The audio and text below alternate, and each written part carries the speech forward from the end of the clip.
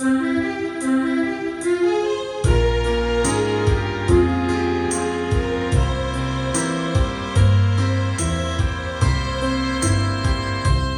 อกับฉันต่างชนชั้นกันแสนไกลเธอสูงศักดิ์ศรีวิไลเกิดอยู่ในตระกูลศักดินาส่วนฉันเป็นชายยากจนอย่างคนธรรมดาปาฏิหาริย์ของเทพเทวานั้นจะบัญชามาร่วมพ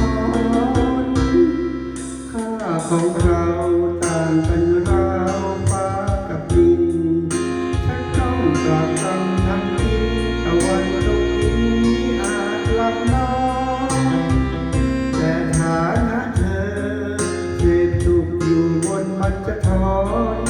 ชีวิตที่ต้องอนาถรจะกินจะนอนไม่เคยร้อนใจช่องว่างระหว่างเราห่างกันเหลือเกินไม่มีสะพานไหนจะทอดเดินถึงได้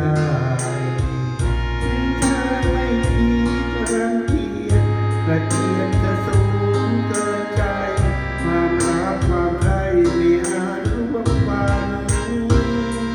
สุดโลกไกลไม่มีมุมให้เราคู่เคียงมนุษย์ศักดินาแพ้เสียงสักคำเนียงที่เสียดเสียดฉัน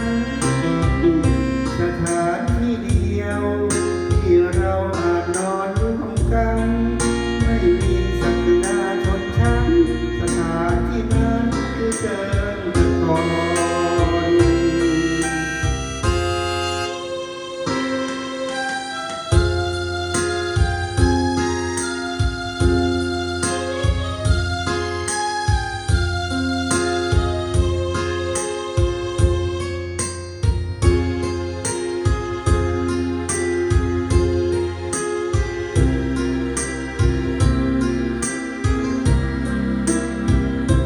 สุดโลกไกล